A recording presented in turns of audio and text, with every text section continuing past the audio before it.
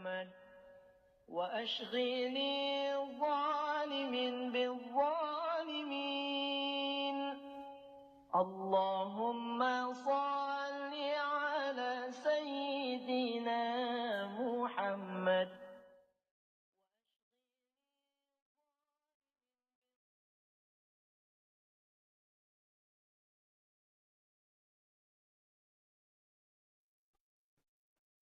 Bismillah. Assalamualaikum warahmatullahi wabarakatuh. Alhamdulillahirabbil alamin. Segala puji bagi Allah Subhanahu wa taala, Tuhan semesta alam, yang alhamdulillah telah memberikan kepada kita semua banyak sekali nikmat, wabil khusus nikmat kesehatan, keimanan, dan waktu luang. Sehingga alhamdulillah kita masih sempat berkumpul di ruang virtual ini dalam rangka watawasau bil haq, watawasau bis sabar, saling menasehati dalam kebenaran dan juga saling menasehati dalam kesabaran. Juga dalam rangka thalabul ilmi, yakni menuntut ilmu, yang dimana menuntut ilmu itu merupakan kewajiban yang telah Allah bebankan kepada seluruh kaum muslimin yang telah balik dan berakal.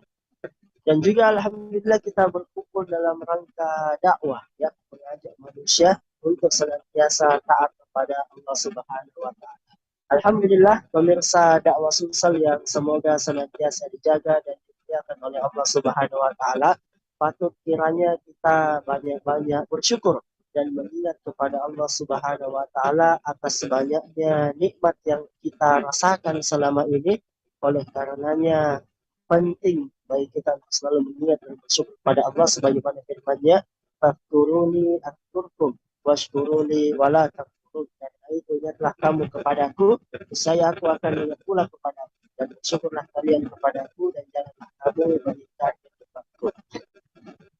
Baik, kemudian salawat dan salam senantiasa kita berikan kepada manusia terbaik, manusia yang paling pantas untuk kita jadikan contoh teladan dalam setiap sendi aktivitas kehidupan kita, manusia yang tidak sempurna keimanan siapapun di antara kita, sampai beliau lebih kita cintai ketimbang seluruh manusia, termasuk diri kita sendiri, dan beliau adalah satu-satunya satu-satunya manusia yang perjumpaan dengannya merupakan cita-cita setiap kaum muslimin. Dialah tidak lain dan tidak bukan Nabi besar, manusia mulia, baginda Rasulullah Muhammad sallallahu alaihi wasallam. Dan Allah yang Maha Tinggi telah berfirman dalam kitabnya yang mulia dalam rangka memerintahkan kita untuk bersalawat kepada beliau. Allah berfirman, "Inna Allaha wa malaikatahu yusholluna 'alan nabi." Sesungguhnya Allah dan para malaikat-malaikatnya senantiasa bersalawat kepada Nabi. Ya ayyuhalladzina amanu shallu 'alaihi wa sallimu taslima. Wahai orang-orang yang beriman, bersalawatlah kalian kepada Nabi dan sampaikanlah salam penghormatan kepada. Baik, alhamdulillah pemirsa dakwah Sumsel, semoga senantiasa dijaga dan dimuliakan oleh Allah Subhanahu wa taala. Kita berjumpa kembali dalam acara Syiar Syariat Islam Membawa Rahmat, dan alhamdulillah pada kesempatan kali ini kita mengangkat tema memaknai resolusi dan fatwa jihad, yang insyaallah akan disampaikan oleh Al-Ustadz Al-Mukarram Satria Arif. Beliau merupakan salah satu mubalik Kota Makassar dan juga pemerhati sejarah. Kita sapa dulu beliau. Assalamualaikum Ustadz Satria.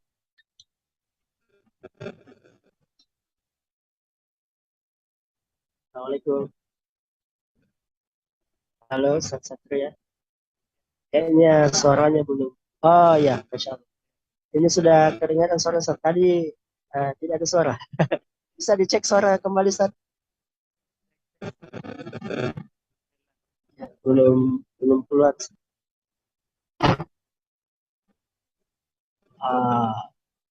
Bisa mungkin di ini saya colokannya. Headsetnya kayaknya salah. Oke, alhamdulillah pemirsa dakwah Sumsel yang semoga senantiasa dijaga dan dimuliakan oleh Allah Subhanahu wa taala. Tak lupa kemudian kita saling mendoakan dalam kebaikan. Bahwasanya semoga pertemuan kita pada kesempatan kali ini senantiasa diberkahi oleh Allah Subhanahu wa taala. Semoga Allah menambahkan kita semua ilmu dan semangat yang bermanfaat. Dan semoga Allah mencatat hal ini sebagai salah satu pemberat timbangan kebaikan kita di hari penghisaban kelak. dan semoga kemudian kita diistiqomahkan oleh Allah Subhanahu wa taala di atas jalan agamanya yang lurus dan juga di atas jalan thalabul ilmu dan juga di atas jalan dakwah. Bagaimana Ustaz Satria? Assalamualaikum. Waalaikumsalam warahmatullahi Oh ya, wabarakatuh. Masya Allah. Masya Allah, Alhamdulillah sudah bagus Ustaz. Ya, Bagaimana kabar Ustaz di musim pancaroba ini? alhamdulillah. Ya, alhamdulillah Alhamdulillah. kita diberikan kesehatan. Amin. Semoga senantiasa sehat selalu beserta keluarga. Insya Allah, ya, insya Allah saya persilahkan mungkin Ustaz ya. Oh ya, tak lupa kemudian eh, pemirsa dakwah Sulsel bagi yang ingin menyampaikan pertanyaan boleh langsung mengetikkan pertanyaannya ke kolom live chat ya. Jangan lupa juga kami mengajak untuk like, comment, share pada teman-temannya. Mudah-mudahan ini menjadi amal jariah untuk kita semua ya, menyebarkan dakwah, menyebarkan pesan-pesan kebaikan. Baik, tanpa berlama-lama lagi kami persilahkan kepada Al-Ustaz Satria Arif untuk memulai materi. Falyatafaddal masykur. Ya, terima kasih banyak. Auzubillahi minasyaitonirrajim. Bismillahirrahmanirrahim. Assalamualaikum warahmatullahi wabarakatuh. Waalaikumsalam. Alhamdulillahirabbil alamin. Wassalatu wassalamu ala asyrofil wal mursalin wa imamil muttaqin. Asyhadu an la ilaha illallah wa asyhadu anna Muhammadan abduhu wa nabiyya ba'da. Alhamdulillahirabbil alamin. Pemirsa dakwah Sulsel yang insyaallah dirahmati Subhanahu wa taala, di sore hari yang hujan ini, di mana Allah Subhanahu wa taala memberikan rahmatnya kepada kita berupa hujan, dan kita diberikan keberkahan oleh Allah Subhanahu wa taala dalam saat ini, dan juga materi yang kemudian sangat sesuai dengan kondisi di bulan November, di mana bulan November identik dengan Hari Pahlawan. Beberapa hari lalu hari ini kemudian diperingati sebagai Hari Pahlawan, tapi ada sebuah momen besar yang terkadang kita hanya mengikuti momen Hari Pahlawannya, tetapi tidak melihat apa kejadian besar yang terjadi pada saat itu di Hari Pahlawan tersebut. Pemirsa yang dirahmati oleh Allah Subhanahu wa taala, kalau kita melihat 10 November 1945 ini adalah peristiwa saat negara pemenang Perang Dunia Pertama, yakni Inggris, yang berkutat dengan Perang Kedua, kemudian mengumumkan ultimatum. Jadi ini adalah sebuah sebenarnya rangkaian dari perang yang memang pada saat itu sejak tahun 1900 terjadi perang kedua, merentet sampai ke 1940, 41, 42, 43 hingga ke 1945, sekitar 6 tahun ini kemudian berlangsung di seluruh dunia dan Asia Pasifik, khususnya di Indonesia itu tidak mengalami hal tersebut. Ya, jadi ini dulu kita harus paham konstelasi politik nasionalnya, sehingga kita tidak ujuk-ujuk langsung bahas apa yang terjadi di negeri kita, supaya kita paham korelasi antara kejadian politik nasional dengan internasional saat itu, sehingga kita kaum muslimin melihat bahwa ini adalah sebuah kejadian yang besar, perkara yang luar biasa, yang memang melibatkan negara pemenang dunia pertama, dan di Perang Dunia Kedua dia sangat hegemonik sifatnya, yakni Inggris.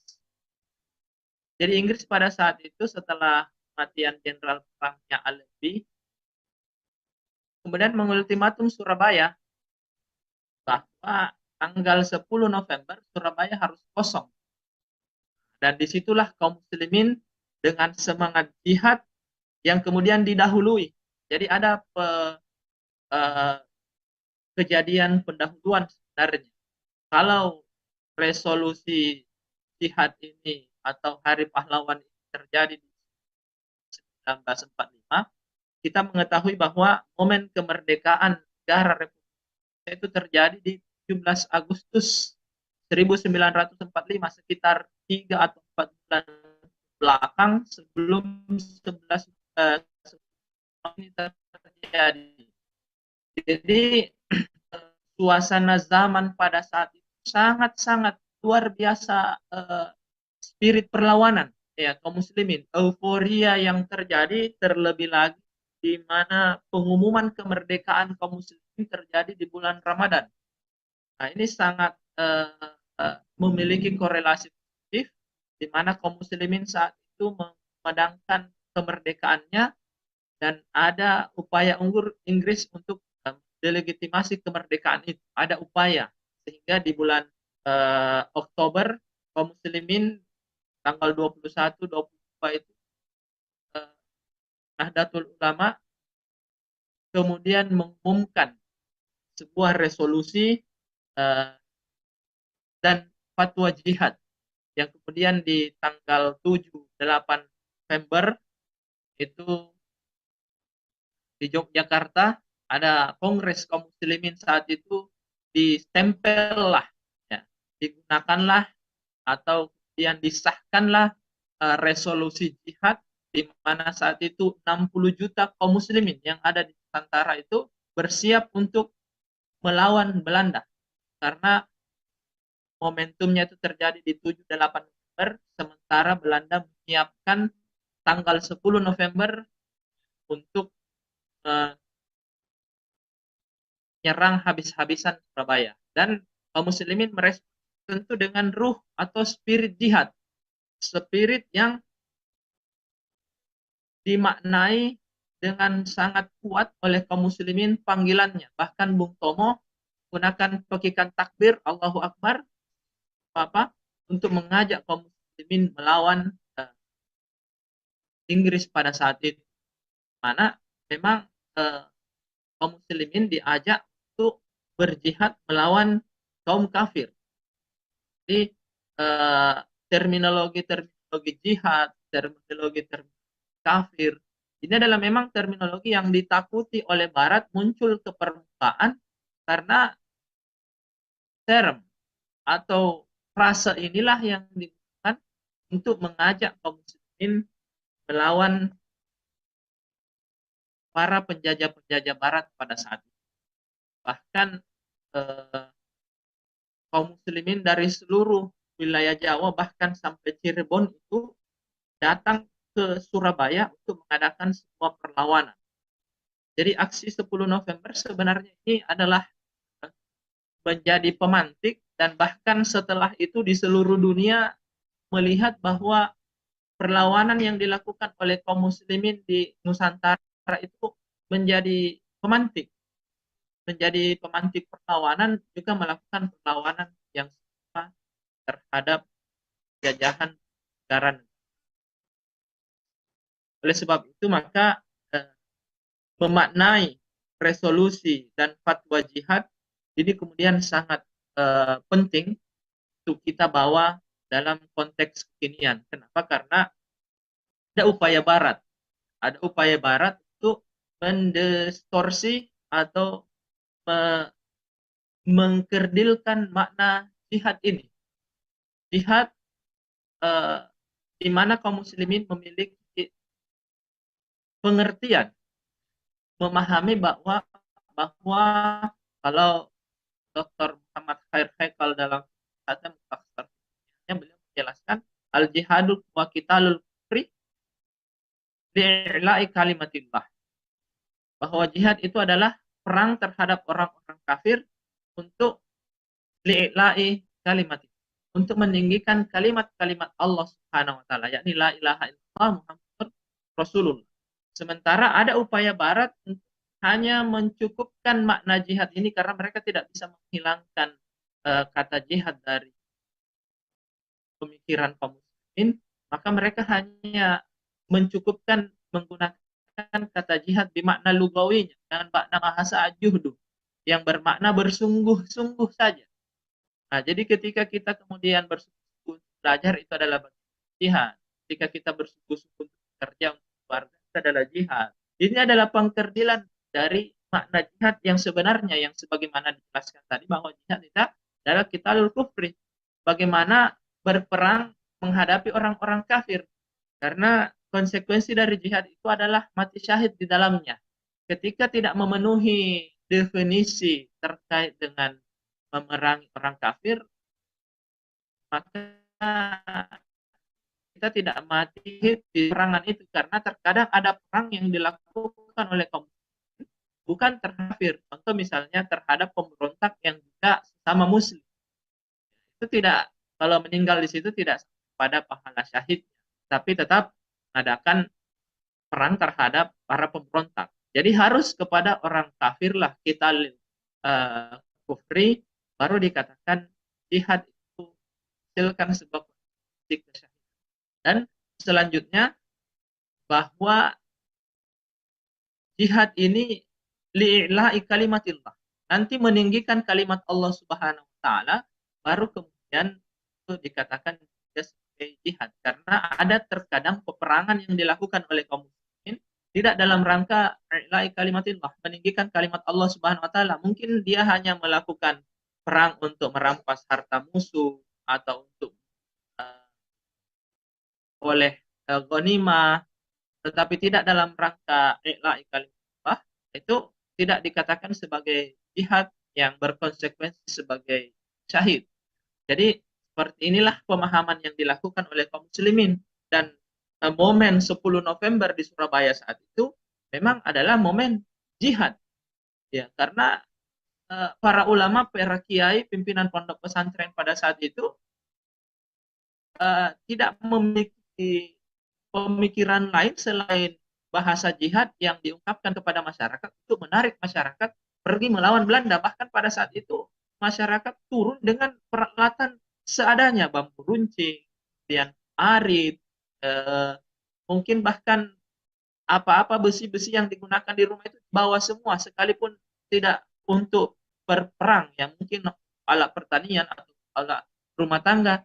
Yang penting ada kausalitas mengusir penjajah, maka kaum muslimin memiliki karena dorongan dari ruh spirit jihad ini yang kemudian dimiliki oleh kaum muslimin untuk kita lil kufri, karena pada saat itu Inggris adalah negara kufur.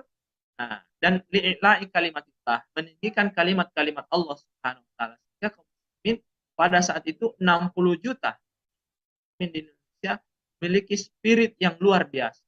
Inggris hanya menargetkan 10 hari untuk menaklukkan Surabaya, tetapi dalam ratusan hari itu tidak bisa ditaklukkan karena adanya ruh jihad, adanya spirit jihad yang dimiliki oleh kaum muslimin, sehingga kaum muslimin kemudian mampu untuk bertahan lawan serangan dari musuh-musuh Allah Subhanahu wa taala, kaum kafir yang ada pada saat itu.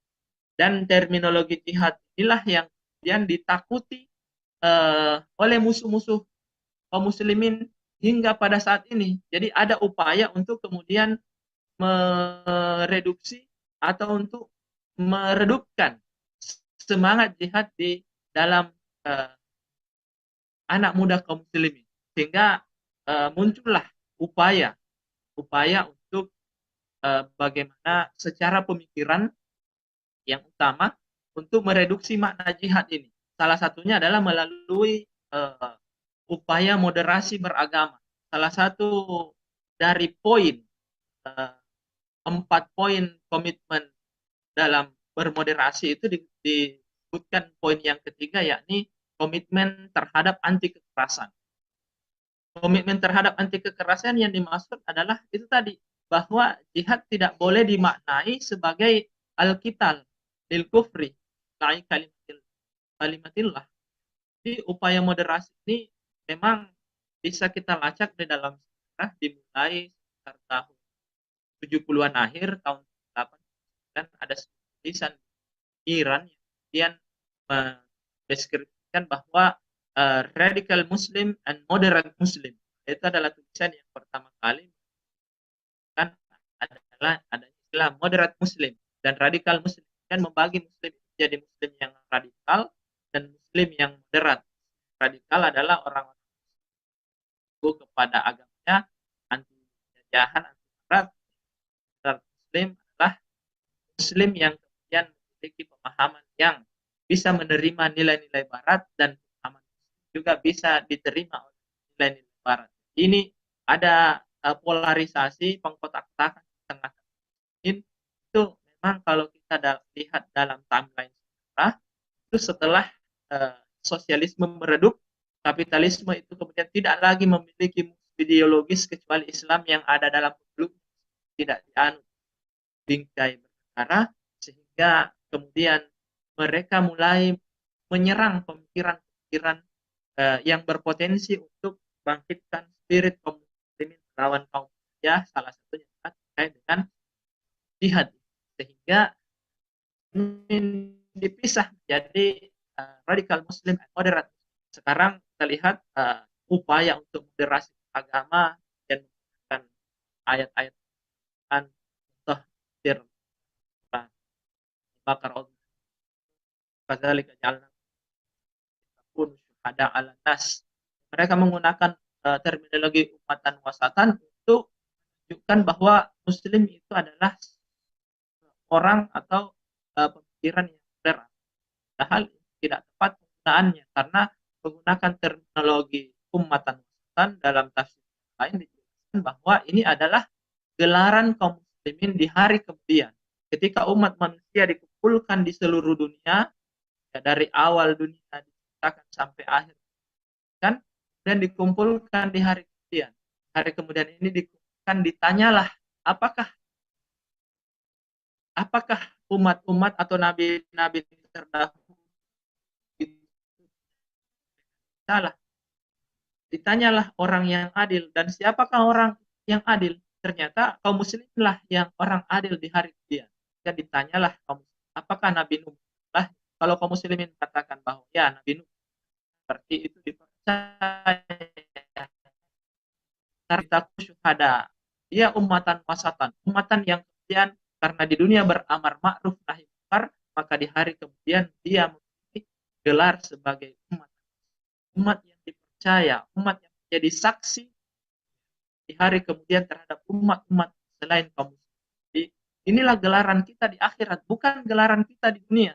Dan inilah yang dicatat para pemikir barat, diajarkan pada pemikiran kaum anak-anak kaum muslimin, dicekokkan kepada generasi muda kaum muslimin, agar kaum muslimin bisa menerima nilai-nilai barat yang sesuai dengan nilai-nilai Islam, sehingga meredupkan atau kemudian mengaburkan makna Islam yang sebenarnya. Contohnya tadi yang sedang kita bahas adalah makna jihad, mana hanya dicukupkan ke dalam makna terminologinya, makna al-juhdu, ya, sungguh-sungguh. Oleh sebab itu maka mirsa yang Allah dirahmati,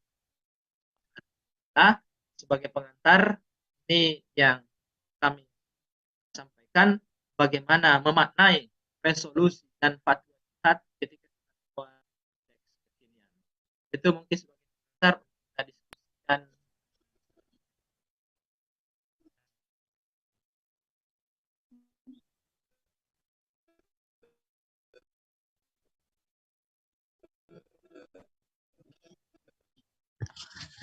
Baik.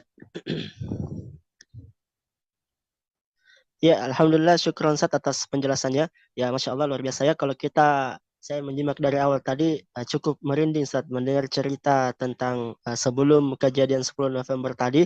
Ternyata pasukan Inggris itu sudah memberikan ultimatum ya, akan menyerang masyarakat ya untuk mengosongkan wilayah dan lain sebagainya. Dan itu dilawan oleh masyarakat Surabaya khususnya, bahkan dengan percikan takbir saja yang disampaikan tadi, takbir. Dan ini tentu motivasinya adalah motivasi ruhiyah, motivasi jihad, motivasi untuk yang lainnya, tapi semata-mata motivasi motivasi jihad, Masya Allah.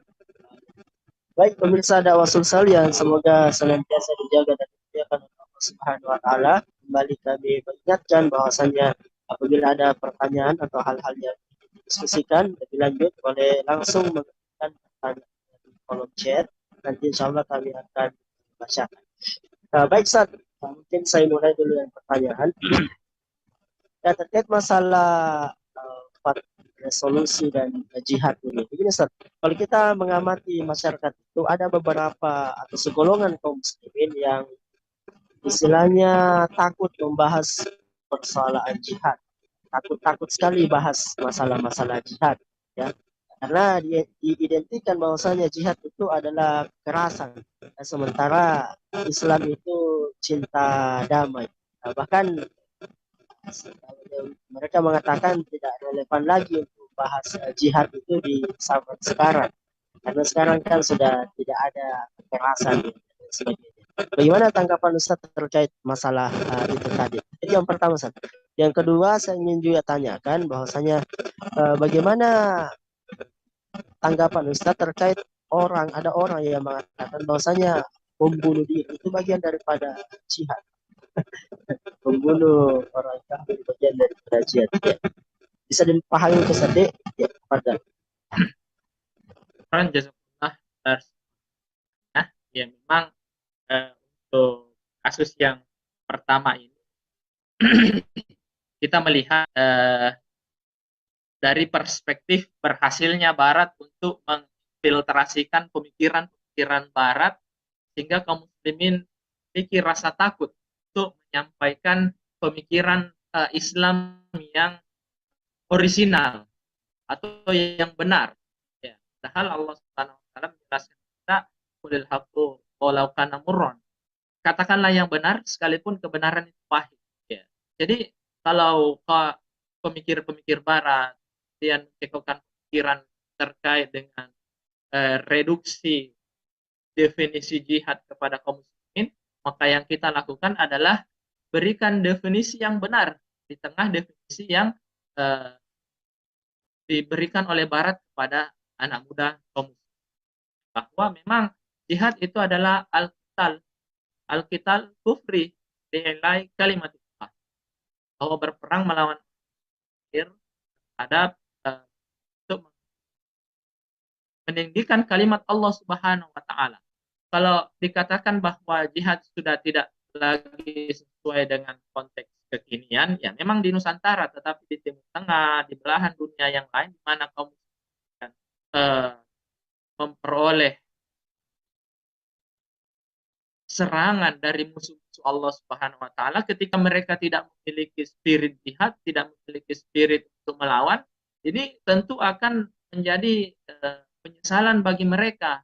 Jadi saya melihat ini adalah pernyataan yang dilandasi takut. Biasanya orang yang memiliki ketakutan yang berlebihan itu memang keimanannya tidak sekuat orang-orang yang memiliki keberanian melawan penjajah. Sehingga kita ini harus meningkatkan keimanan kita. Bahkan ketika ada pemikiran-pemikiran yang mereduksi makna jihad, itu berasal dari pemikiran yang kalau saya melihat berasal dari keimanan yang rendah. Sekalipun mungkin dia rajin sholat, rajin sedekah, puasa, zakat, dan sebagainya, tetapi ketika ada pemikiran Islam yang tidak didudukkan pada tempatnya sebagaimana definisi yang benarnya, maka itu bisa jadi merupakan salah satu bentuk cacat keimanannya, kelemahan keimanan yang akan mendorong dia takut untuk menyatakan kebenaran. Jadi tugas kita adalah menyampaikan yang hak, ya, sekalipun kebenaran itu pahit, memiliki konsekuensi yang buruk terhadap diri kita. Tapi ketika kita dibalas oleh Allah Subhanahu wa taala kan itu adalah sebuah buah manis yang sangat yang kita perlu. Jadi kalau saya melihat faktor ketakutan inilah ya karena rendah keimanan yang menyebabkannya. Yang pertama bisa juga ya karena mereka tidak menemukan terminologi yang benar. Ya, siapa tahu menurut mereka eh, definisi jihad dengan makna lugawi tadi al-juhdu bersungguh, sudah itulah definisi paling benar yang mereka temukan. Nah, makanya tugas kita yang memiliki pemahaman terkait dengan jihad yang benar, yakni al-qital bil kufri, berperang terhadap orang-orang kafir, itu menyampaikan kepada saudara-saudara kita. Bisa jadi mereka tidak mengetahui definisi yang benar. Tapi kalau mengetahui tapi tetap memilih definisi jihad di dalam makna terminologi tadi yang bersatu, ya yang pertama tugas kita untuk menyampaikan kebenaran sudah selesai, yang kemudian yang kedua tugas mereka lah untuk menerima kebenaran. Itulah yang dihukumi oleh Allah Subhanahu wa taala nantinya. Sehingga pemikiran Islam terkait dengan definisi jihad yang benar itu tidak hilang di tengah-tengah masyarakat. Mungkin Barat menyandingkan dengan pemikiran-pemikiran yang tidak benar. Nah, itulah tugas kita sebagai hamil dakwah, pengemban dakwah, orang yang selalu berupaya untuk melakukan talabul ilmi, menyampaikan kepada masyarakat pemikiran Islam yang benar. Dan ketika ada sikap-sikap yang dilakukan oleh masyarakat kita, maka kita ungkap saja apa adanya. Bisa jadi itu berasal dari ketidaktahuan mereka, dan kita memberitahu mereka sehingga bisa memilih sikap terhadap pemikiran Islam. Bisa jadi dia sudah tahu juga terminologi jihad bermakna lugawi dan makna istilahianya, dan tapi mengambil makna lugawi. Jadi kita tingkatkan taraf berpikirnya bahwa ada definisi jihad di makna syar'i yang ditekankan atau diinginkan oleh syariat. Itu yang pertama.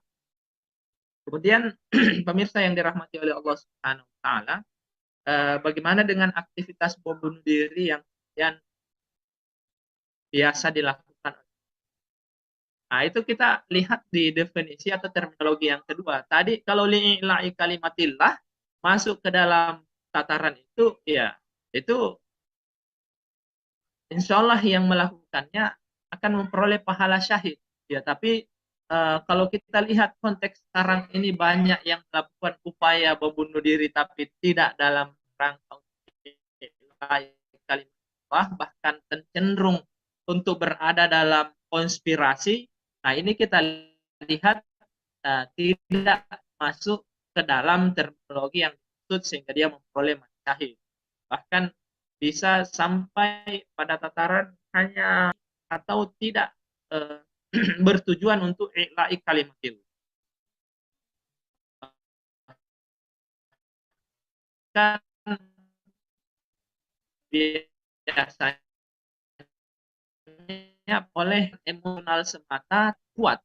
Padahal kaum muslimin di zaman sahabat, di zaman Khulafaur Rasyidin, khalifah-khalifah setelahnya, itu mereka menjadikan jihad ini sebagai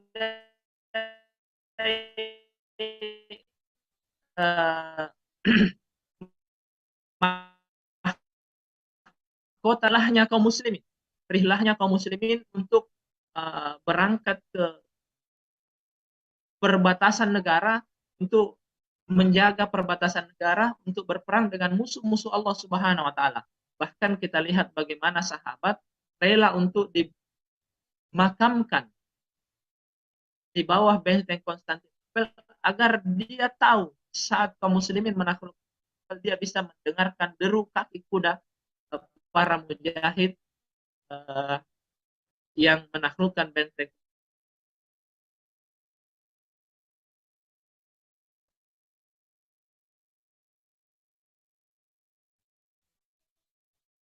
Ini karena pemikiran yang betul-betul murni dari Islam dan juga pemikiran-pemikiran yang terkadang ada infiltrasi pemikiran Barat di dalamnya, termasuk dalam perkara bom bunuh diri.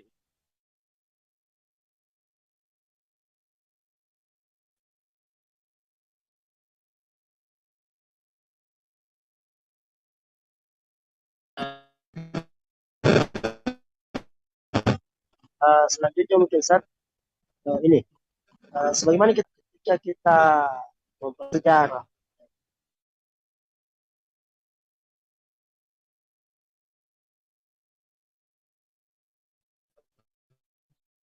Indonesia itu ada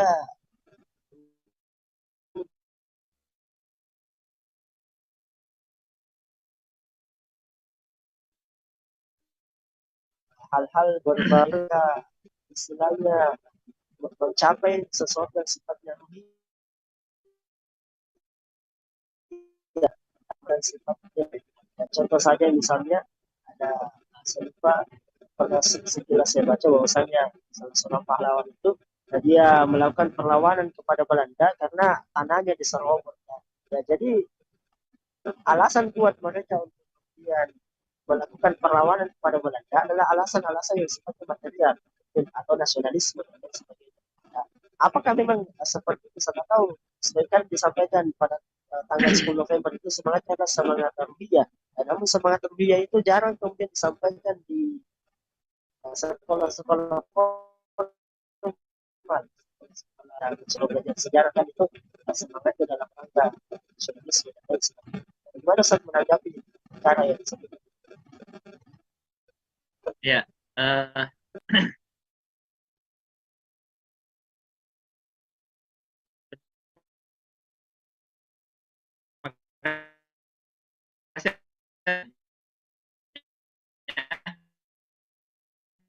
memang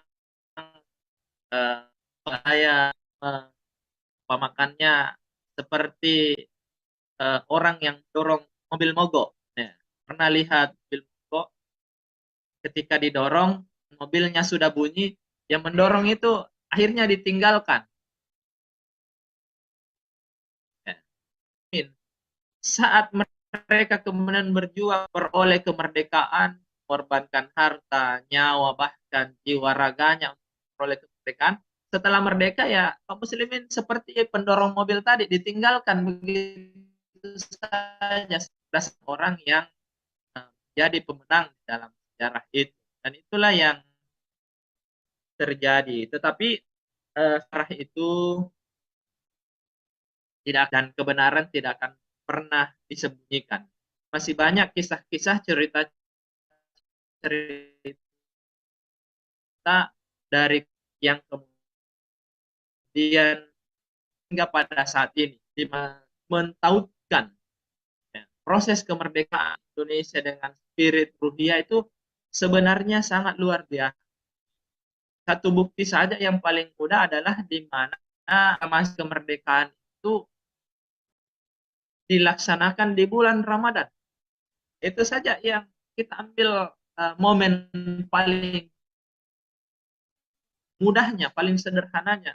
Di bulan Ramadan itu spirit utama, spirit kaum muslimin sangat luar biasa, sehingga upaya untuk memerdekakannya itu didorong oleh semangat Ruhiyah yang tinggi. Belum lagi ketika kita melihat peristiwa 10 November, perlawanan itu dipimpin oleh para kiai-kiai, jaringan kiai Nusantara mulai dari Surabaya sampai seluruh Jawa, bahkan sudah saat itu memang memiliki koordinasi yang kuat untuk melawan pajak. Tapi dalam sejarah ini terkadang tidak dimunculkan, dan tugas kita lah untuk mengungkapkan ya,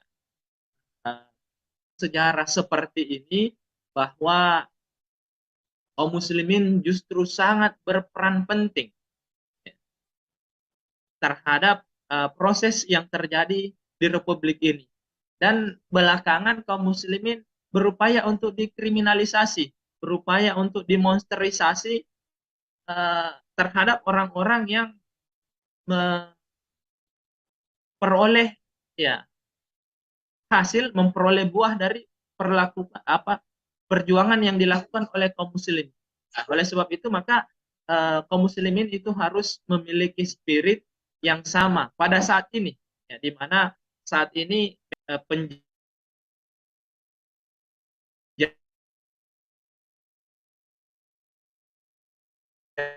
penjajahan secara budaya, penjajahan secara pemikiran, ini merajai atau melingkupi anak muda kaum muslimin. Nah, oleh sebab itu spirit tadi untuk mengusir penjajah dahulu, yakni spirit Islamnya, harus kita kembalikan ya untuk melawan apa?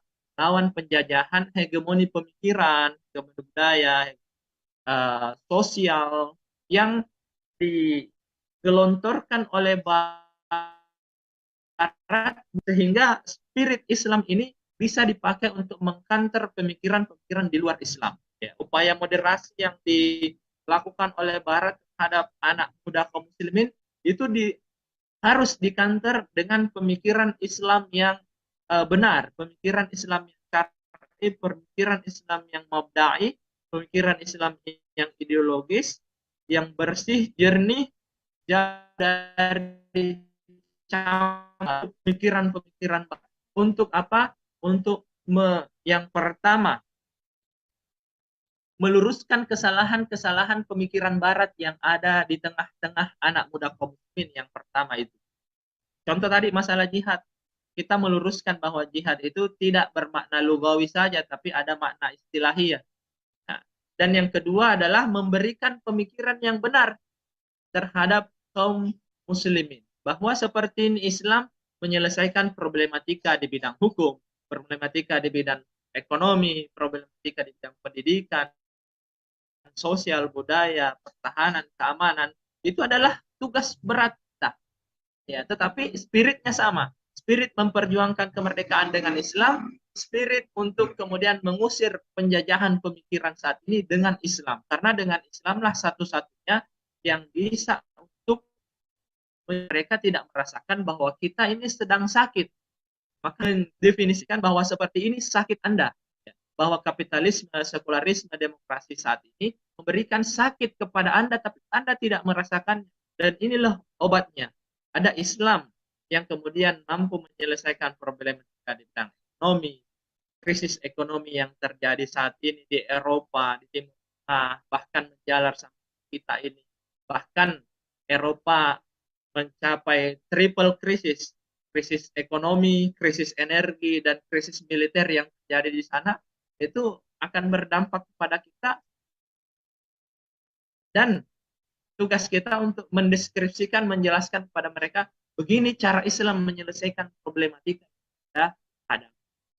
Dan itulah yang dibutuhkan oleh umat saat ini, yakni bahwa muslimin harus memiliki pemikiran yang jernih, bersih, cemerlang untuk menyelesaikan problematika-problematika yang sehingga spirit dari resolusi dan fatwa jihad ini itu bisa kita bawa ke dalam konteks kekinian, tidak hanya euforia sejarah, refleksi sejarah yang kita lakukan, tetapi bagaimana sejarah ini bisa memberi kita semangat, spirit untuk memperjuangkan Islam di era kita saat ini. Seperti itu, saya pikir ada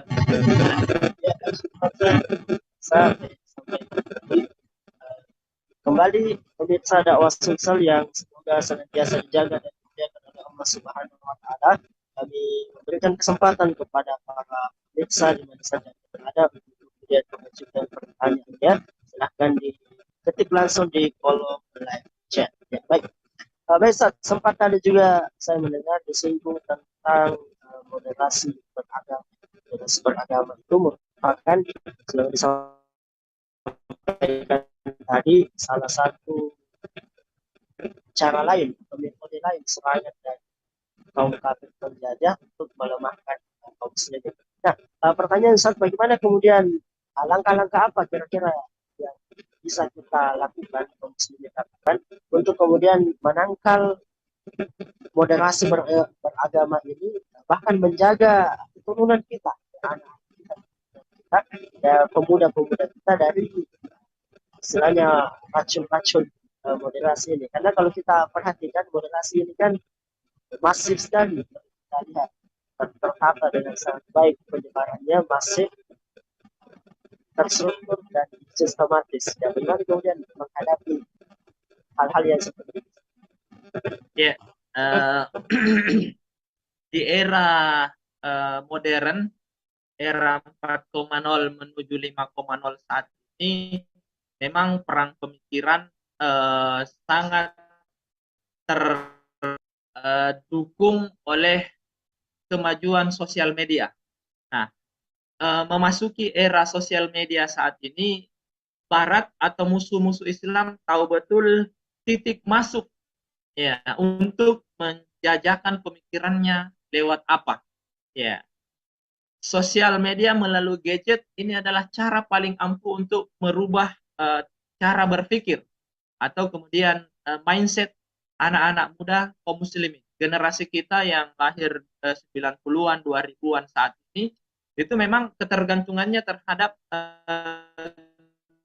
gadget terbiasa. Lalu sosmed itu sangat kuat, ya, sangat kuat, masif, terstruktur dan sistematis sebagaimana yang dikatakan tadi. Pertanyaannya adalah bagaimana cara kita untuk melawan atau kemudian melakukan upaya untuk counter opini. Jadi mau tidak mau, suka atau tidak suka, kita harus masuk ke dalam dunia maya. Ya.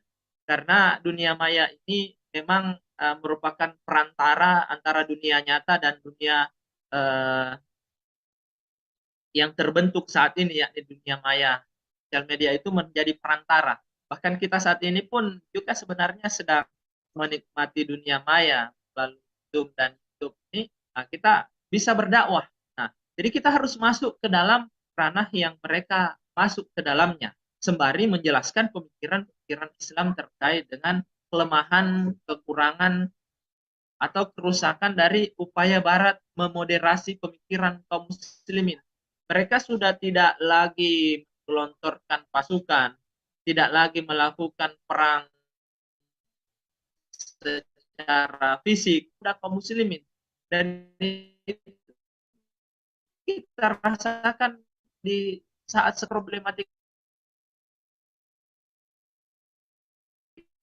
sebagaimana cara berpikir problematika budaya-budaya yang mereka gelontorkan sedikit-sedikit menyelesaikan problematika dengan bunuh diri, sedikit-sedikit problematika pusing, stres dan lain sebagainya diselesaikan dengan tidak mendekatkan diri kepada Allah Subhanahu wa taala tapi mendekatkan diri kepada gedung yang tinggi. Nah, lalu loncat. Misalnya seperti itu yang kasus kemarin kan seorang anak sekolah dari rumah saya kan lompat dari ketinggian menyelesaikan problematikanya. Ya, bisa jadi dari serbuan budaya-budaya K-pop yang digelontorkan oleh Barat sehingga anak muda kaum muslimin menyelesaikan problematikanya dengan cara berpikir dari Barat. Ini saya pikir sangat berbahaya terhadap anak muda kita. Nah, makanya kita harus menghadirkan ya melalui kajian-kajian online seperti ini, kajian masajid secara langsung, bagaimana perspektif Islam menyelesaikan bukan hanya anak muda, orang tua sekalipun, ya baik dari perspektif sosial, budaya dan sebagainya, itu kita harus bisa menghadirkan. Jadi kaum muslimnya itu memiliki berat. Yang pertama, memberikan definisi harus belajar bagaimana budaya K-pop, demokrasi, budaya sekularisme, budaya sosialisme. Di satu sisi yang lain harus mempelajari Islam dan memberikan penjelasan bahwa seperti inilah pemikiran Islam terhadap pemikiran di luar Islam. Ini yang keliru dari pemikiran di luar Islam dan inilah yang benar dari pemikiran Islam. Jadi inilah upaya yang harus mereka melakukannya secara masif, terukur, sistematis, pun terukur, sistematis, bahkan harus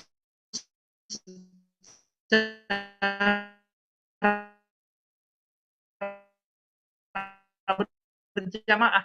Ya, ini secara sistematis bahkan menyerang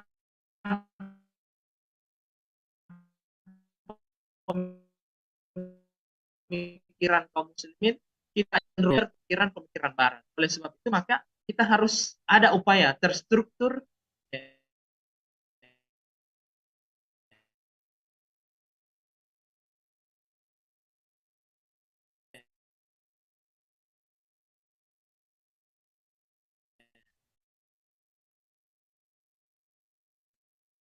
atau diserang pada kaum muslim. Seperti itu saya melihat yang harus dilakukan. Ya, Masya Allah, syukron saja. Jadi saya menangkap bahwasanya kalau orang-orang kafir itu masuk untuk meracuni pemikiran kita melalui sosial media, maka kita pun harus masuk melalui sosial media dengan memberikan dalam tanda kutip racun-racun juga, racun-racun dakwah, Ya, Islam dan lain sebagainya. Ya baik, ya pemirsa dakwah penawar sosial racun dia ya, yang bukan penawar benar. racun. Ya betul betul. Nah, kalau ada racun masuk, berarti kita kasih masuk juga penawar Ustaz ya. Masya Allah, luar biasa. Itu tadi satu yang anak SD ya, anak SD yang lompat, Masya Allah, Ya, luar biasa. Ini artinya bahwasanya betul serangan budaya Barat betul sangat terstruktur, sistematis dan masif. Makanya dakwah pun juga harus terstruktur, sistematis, masif dan juga berjamaah. Ya baik, Sar, kita kembali kepada bahasan awal tentang resolusi dan fatwa jihad. Kemudian saat kita melihat urgensi pembahasan jihad pada wilayah kita yang damai. Ya kalau kita lihat dengan kan memang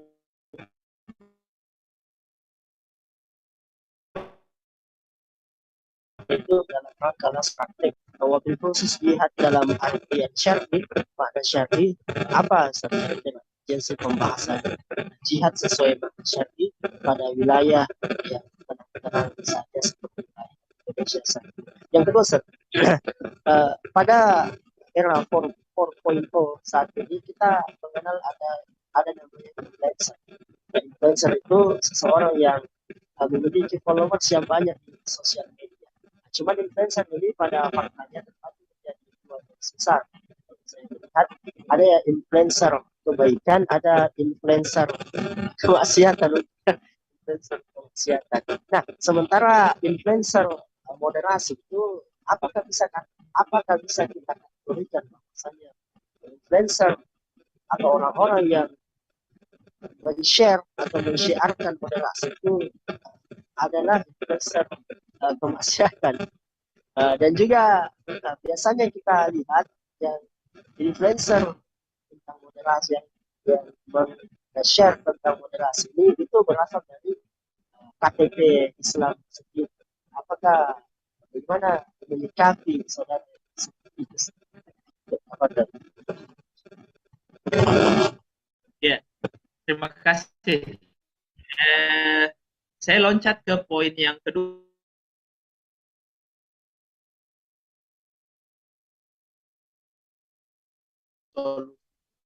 Jihad atau spiritnya dari kaum muslimin ini. Nah, di era sosmed saat ini memang kekuatan opini itu berada tidak pada orang per orang, tetapi lebih kepada bahasanya komunitas-komunitas atau ikatan-ikatan tertentu yang memang biasanya dimotori oleh influencer. Influencer tetaplah person, tetapi ada komunitas atau ada kolam, ya, bahasanya ada kolam yang mengikut di dalamnya, ada follower tertentu yang mereka kemudian buat yang putih atau kemudian menjadi pengikut dari orang influencer. Dan ternyata influencer ada dua, influencer kebaikan dan keburukan. Nah, tugas kita sebenarnya saat ini karena era keterbukaan dengan sosmed ini sebenarnya menghadirkan sebanyak mungkin influencer-influencer yang menyerukan kebaikan. Kalau Instagram, Facebook, TikTok itu diisi dengan konten-konten yang tidak, bukan hanya memenuhi tetapi membanjiri dengan konten-konten yang sesuai dengan Islam yang benar. Jadi disitulah bentuk perlawanan kita, bentuk medan jihad yang kita bisa lakukan, ya, dengan membanjiri konten, ya, karena ini perang pemikiran. Yang namanya Ghazwul Fikri, Ghazwus Thaqafi itu perang konten salah satunya. Jadi kalau mereka melakukan sebuah upload konten, maka kalau bisa kita kritisi ya, konten yang sedang viral yang dilakukan oleh mereka. Misalnya kita membuat sebuah konten untuk membahas anak tadi yang loncat dari ketinggian, bagaimana perspektif Islam, bagaimana perspektif solusinya, apa penyebabnya dan sebagainya, itu yang dibutuhkan oleh masyarakat kita sehingga terbentuk sebuah cara berpikir yang Islami di tengah-tengah masyarakat kita. Jangan sampai masyarakat kita ya kebanyakan mereka hanya menerima beritanya saja, kronologi kejadian, tanpa kemudian diberikan arahan, ya, arahan perspektif. Ya, padahal yang dibutuhkan oleh kita itu adalah memberikan arahan perspektif terhadap sebuah kronologi. Ada kronologi itu harus memiliki wacana atau perspektif terhadap kejadian itu. Dan itu yang dibutuhkan oleh masyarakat kita. Bagaimana ada perspektif Islam terhadap sebuah kejadian. Tidak hanya melihat kejadian itu apa toh. Ya, kalau hanya melihat kejadian itu sebagaimana kejadian tersebut sebuah pemikiran tertentu. Nah, tugas kita dalam era perang atau era jihad 4.0 ini memang untuk menghancurkan pemikiran-pemikiran di luar pemikiran Islam.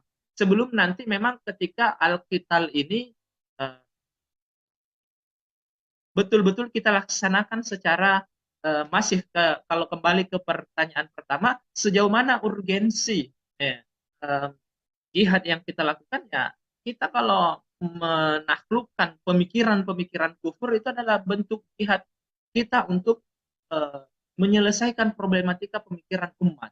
Pada saat ini memang orang-orang kafir belum menyerang secara fisik, tetapi pemikiran jihad tidak boleh ditinggalkan, dan ketika mereka betul-betul menyerang secara fisik, maka pemikiran jihad ini harus keluar, harus kita keluarkan ke tengah-tengah masyarakat bahwa begini cara untuk melawan hegemoni orang-orang barat. Ya. Dan kaum muslimin di 2050 itu sebuah data menunjukkan bahwa adalah muslim di tahun 2050. Itu yang harus kita pahami. Ketakutan barat terhadap kemajuan demografis kaum muslimin saat ini sangat-sangat takut. Ya, mereka berupaya untuk menggelontorkan pemikiran atau program-program yang mendepopulasikan kaum muslimin, karena mereka memiliki data 2050 72% penduduk dunia adalah muslim, dan dari 72% ini 52%-nya berasal dari Indonesia. Itu yang harus kita pahami. Dan ya 52%-nya berasal dari Indonesia. Kita sekarang di angka 260 juta duduk. Berapa waktu ke depan itu 10-20 tahun ke depan kaum muslimin di Indonesia yang memiliki jumlah penduduk muslim terbesar di dunia. Yang pertama, dan rataan umurnya berada pada usia produktif, bukan 60 atau 70-an tahun, tetapi 20, 30, 40-an tahun. Jadi ke depan ini kaum muslimin di Indonesia sebenarnya yang memiliki peranan penting. Itulah Barat melihat bahwa generasi muda kaum muslimin 20-30 tahun ke depan harus dihancurkan melalui proyek federasi. Nah, oleh sebab itu maka kita harus mengkanter proyek federasi ini dan kemudian membangkitkan ruh jihad, spirit perlawanan kaum muslimin terhadap pemikiran-pemikiran Barat, agar 20-30 tahun ke depan saat Barat betul-betul melakukan perang secara nyata, umat Islam siap. Ya, umat yang muda, umat yang banyak siap untuk melawan hegemoni Barat di kancah pertarungan internasional. Jadi itu ke depannya yang harus kita sadari. Sehingga upaya kita saat ini sekecil apapun, mungkin dalam ruang-ruang seperti ini, ruang Zoom, ruang YouTube ini, upaya itu harus kita lakukan untuk membangkitkan spirit anak muda kaum muslimin yang mungkin sekarang ini sedang dicekoki oleh pikiran moderasi.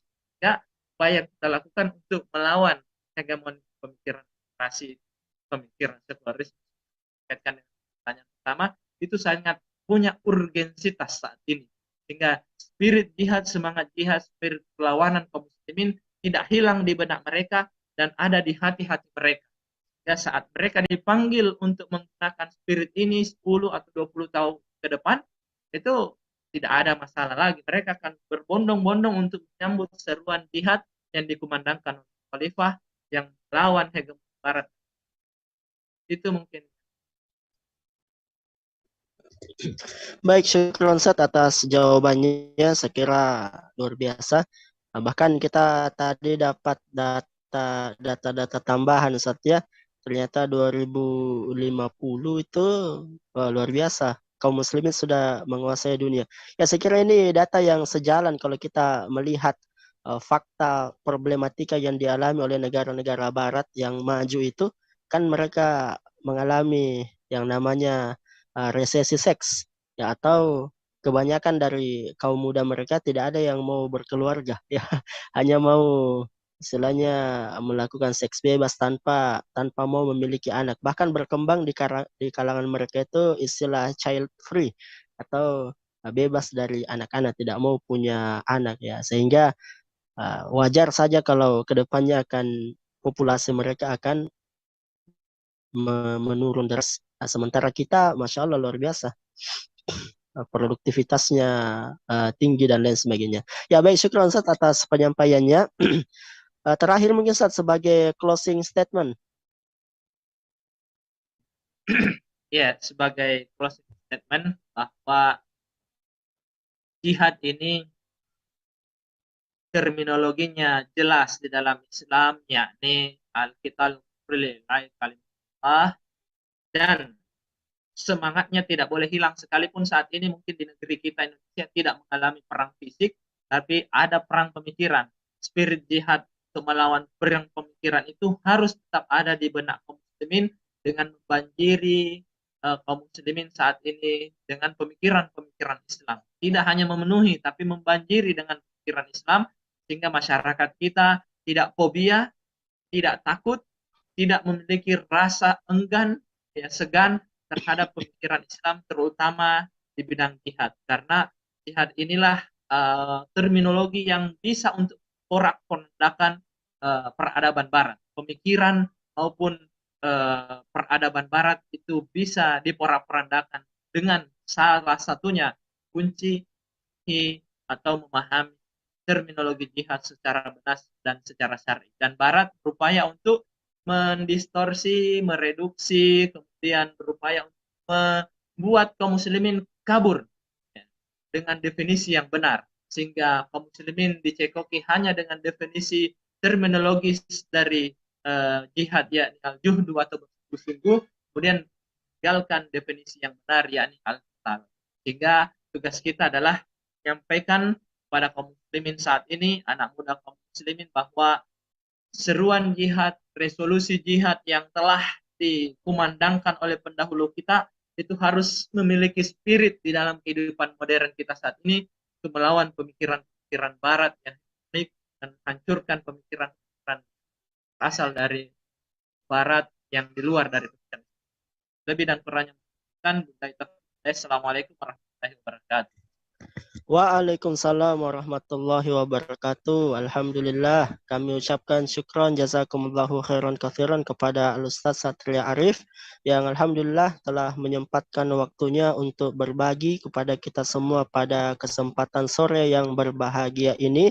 Alhamdulillah, insyaallah para pemirsa dakwah Sulsel yang semoga senantiasa dijaga dan dimuliakan oleh Allah Subhanahu wa taala, kita berjumpa kembali di lain kesempatan di edisi syiar selanjutnya. Kami ucapkan banyak terima kasih kepada seluruh pemirsa yang telah setia membersamai kami pada 1 jam ke belakang tadi. Semoga Allah menambahkan untuk kita semua ilmu yang bermanfaat, dan juga semoga Allah mencatat hal ini sebagai salah satu pemberat timbangan kebaikan kita di hari penghisaban kelak. Dan juga kami mengucapkan banyak terima kasih kepada seluruh kru yang bertugas. Semoga Allah mencatat hal ini sebagai amalan dakwah, ya, sebagai amalan dakwah kita semua, sehingga diganjar oleh ganjaran lebih baik di sisi Allah Subhanahu wa taala. Alhamdulillah, cukup kita cukupkan pertemuan kita pada kesempatan kali ini. Ya, kembali kami mengingatkan bahwasanya pergi ke pasar membawa badik, ketemu singa langsung lari.